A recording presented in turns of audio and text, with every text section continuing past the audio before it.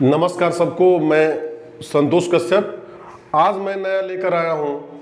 नई शिक्षा नीति 2020 आ चुकी है और यह बना हुआ सस्पेंस बना हुआ है कि यह 5+3+3+4 जो सिस्टम ऑफ एजुकेशन है वह क्या है, वह नया क्या है। पहले जो सिस्टम था वह +2 10+2 था, उसको हम लोग समझेंगे। राष्ट्रीय शिक्षा नीति 2020 जो अभी जुलाई में आई है, चारों तरफ यह चर्चा का विषय बना हुआ है, मैटर ऑफ डिस्कशन है। और यह भारत के लिए सबसे अच्छी बात है कि 34 साल के बाद यह जो नई शिक्षा नीति आई है उस पर हम लोग कुछ फोकस करेंगे, कुछ हाइलाइट्स देखेंगे। इसमें तो ढेर सारी व्यवस्थाएं बदली गई हैं, लेकिन नए भारत के अनुसार जो नई शिक्षा नीति आई है उसे हमें देखना है। उसके प्रोस एंड कॉन्स को हम देखेंगे। We shall discuss about NEP 2020। पहले हम सर्वप्रथम देखते हैं पीछे की जो व्यवस्था थी उसको कैसे थी, और ये जो व्यवस्था है, जो सिस्टम ऑफ एजुकेशन है वो जो बनाया गया है वह कैसे है। एक साधारण था हम लोग देखते हैं बिफोर NEP 2020 ये क्या है। तो यहाँ पर मैंने एक ग्राफ जैसे बना दिया है जिसमें कि हम देखते हैं कि एक क्लास है और एज ग्रुप है। तो पहले क्या होता था कि कक्षा 1 में यदि किसी बच्चे का एडमिशन कराना है तो उसकी उम्र 6 साल पूरी होनी चाहिए। तो 6 साल से एडमिशन होता था और कक्षा 5 तक पढ़ता रहता था, और उसे हम प्री प्राइमरी कहते थे। चूंकि 8वीं तक जो सर्व शिक्षा अभियान के तहत जो आया था उसमें 8वीं तक को प्राइमरी माना गया था। बाद में चूंकि यह राजीव गांधी गवर्नमेंट में 1986 में यह शिक्षा नीति आई थी। बाद में जो 1992 में नरसिम्हा राव जो प्राइम मिनिस्टर थे जब, तो उसमें कुछ मॉडिफिकेशन किया गया था, उसमें कुछ परिवर्तन किया गया था। बाद में कई RTE राइट टू एजुकेशन भी आया, जिसमें 8वीं तक के बच्चों को निःशुल्क शिक्षा देने की बात कही गई, और वही चलता आ रहा था। तो हम देखते हैं कि कक्षा 1 में प्रवेश के लिए बच्चे की उम्र 6 साल होनी चाहिए थी पहले, और वह 5वीं तक पढ़ते पढ़ते उसकी उम्र 11 साल होती थी, और फिर कक्षा 6 में एडमिशन होता था और फिर 10वीं तक जाता था, और वह उसकी उम्र उस समय तक 16 होती थी। उसके बाद जो वह पढ़ाई करता था, सेकेंडरी एजुकेशन करता था, उसे 10+2 कहा गया, और उसकी उम्र उस समय तक 16 से 18 तक रहती थी। यह बिफोर NEP 2020 का है। अब हम जो अभी जो आया है 5+3+3+4 जो सिस्टम ऑफ एजुकेशन है उसको देखते हैं वह क्या है। क्योंकि यही सबसे बड़ी बात है। यदि यह समझ में आता है तो पीछे की चीजों को हम लोग भूलेंगे और नई चीजों को देखेंगे। कहा गया है ना कि nothing is permanent except change.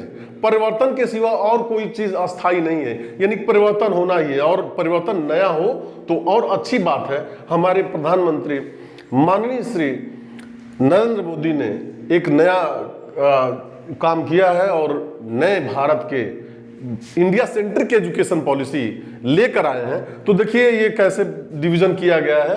यदि बच्चा जन्म लेता है, बच्चे के जन्म से 3 साल तक उसे घर पर अपने माता पिता के साथ रहता है, लेकिन उसके बाद प्री प्राइमरी कहा गया है उसको, आंगनवाड़ी, यानी कि 3 साल से 6 साल तक वह आंगनवाड़ी में जाएगा, उसे कहा गया है। उसके बाद इसी ग्रुप में एक कक्षा में जाएगा जब उसकी उम्र 6 साल हो जाएगी, और 2 साल के लिए जो है वह कक्षा 2 में यानी 8 का उम्र हो जाएगा उसका। यानी कि यही जो है कक्षा 1-2 तक जाते जाते वह उसकी जो उम्र होगी 8 साल की होगी। इसी को 5 कहा गया है। 3 या प्री और 2 कक्षा 1 कक्षा 2 उसे हम प्रिपरेटरी कहा गया है, जिसमें कि फाउंडेशन बना रहा है। इसको हम फाउंडेशन कह सकते हैं, फाउंडेशन। और यहां पर आंगनबाड़ी कह सकते हैं या प्री कह सकते हैं। आंगनवाड़ी आंगनवाड़ी पहले भी चलता था, लेकिन वह एजुकेशन पॉलिसी में नहीं था, उसको ऐसे चलाया जा रहा था। लेकिन अब कक्षा 2 तक एक कट ऑफ होगा, कक्षा 2 तक अलग उसको मैनेज होगा।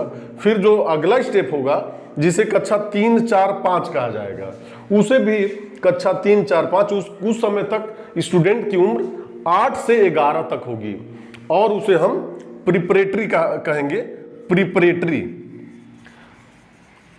प्रिपरेटरी यानी कि वह तैयार हो रहा है अब पढ़ाई के लिए। और सबसे बड़ी बात है कि उसमें जो बस्ते का बोझ है उसको कम कर दिया जाएगी। इस नई एजुकेशन पॉलिसी में सबसे अच्छी बात है कि एक्टिविटी बेस्ड पढ़ाई होगी, और उसमें बस्ते का बोझ कम कर दिया जाएगा, और वह बच्चा अधिकतर खेल खेल में सीखेगा। एक्टिविटी बेस्ड जो होगी वो क्रियाकलापों में लगा रहेगा और वह कुछ सीखेगा। तो यह 3 साल यानी कि 5+3 3 साल ये हो गया। इसके बाद जो अगला जो 3 साल होगा वह 6, 7, 8 उस समय तक उसकी उम्र होगी 11 से 14 साल। यही 3 साल कहा जा रहा है, और इसको कहा जा रहा है मिडिल। पहले भी मिडिल एजुकेशन था और मिडिल इसको कहा जा रहा है। तो ये हो गया 3 साल यानी मिडिल एजुकेशन। इसमें भी बच्चे को क्या किया जाएगा, तो ऑनलाइन बेस्ड एजुकेशन की बात की गई है, यानी अधिकतर जो होगा वह ई कंटेंट या टेक्नोलॉजी के द्वारा भी बच्चे को पढ़ाया जाएगा।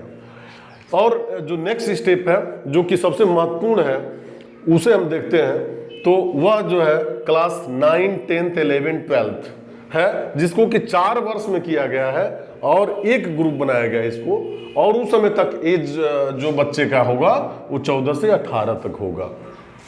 तो यही है क्लास हम यहाँ डिवाइड कर दिए हैं बहुत ही इजी वे में आपको समझने के लिए।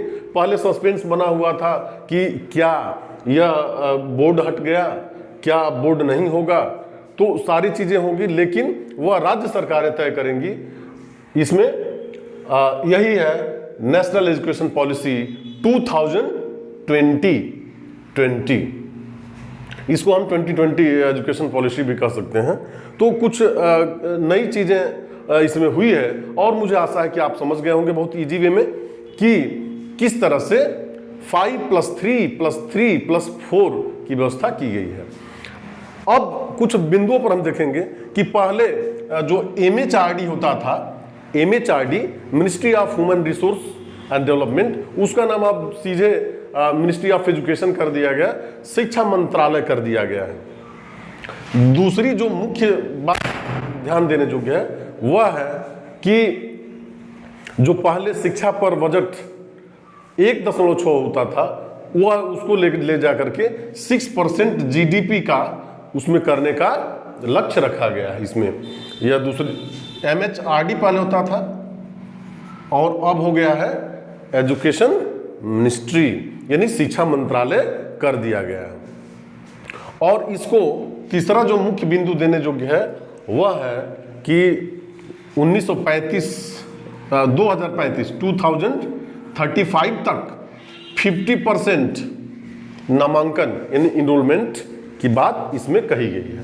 तो कुछ बिंदु हम लोग जो जाने वह इस नई शिक्षा नीति के, जो कि हमारे लिए बहुत ही इम्पोर्टेंट है और इसे हमें स्वीकार करना होगा, स्वीकार करना चाहिए, क्योंकि इसमें और भी कुछ ऐसे चीज़ें हैं जैसे हम ऐसे बताते हैं, जैसे जवाहर नवोदय विद्यालयों में फ्री बोर्डिंग होगी, उसमें कोई शुल्क नहीं लिया जाएगा।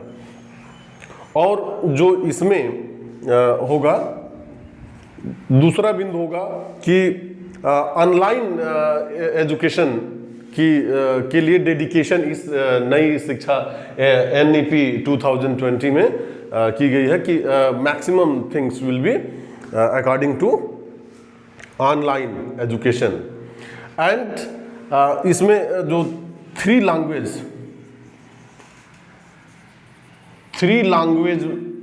फार्मूला चलेगा, जिसमें कि 3 भाषा पढ़ाया जाएगा। उसमें राज्य अपने अपने स्तर से भाषाओं का चयन करेंगे, उसमें 3 लैंग्वेज की बात कही गई है। और संस्कृत लैंग्वेज पर स्ट्रेस किया जाएगा, कुछ इसमें ऐसा कहा गया है। और जो मीडियम ऑफ इंस्ट्रक्शन होगा वह लोकल लैंग्वेज में होगा, लोकल या मदर टंग में होगा। मीडियम ऑफ इंस्ट्रक्शन, अब अलग अलग स्टेट अलग अलग अपना उसको वो करेंगे। अगर हम देखते हैं तो इस एजुकेशन पॉलिसी की सबसे अच्छी बात है कि जो होड़ लगा हुआ था कि रट करके और 100 में 100% अंक लाने के बच्चों की होड़ लगा रहता था, इसमें खत्म किया गया। इसमें रटने से मुक्ति दी गई है। यह जो है एक्टिविटी बेस्ड एजुकेशन पॉलिसी है और इसमें रटने वाली चीज को हटा दिया गया है। और जो एमडीएम की व्यवस्था है, एमडीएम यानी बच्चे के लिए हेल्थ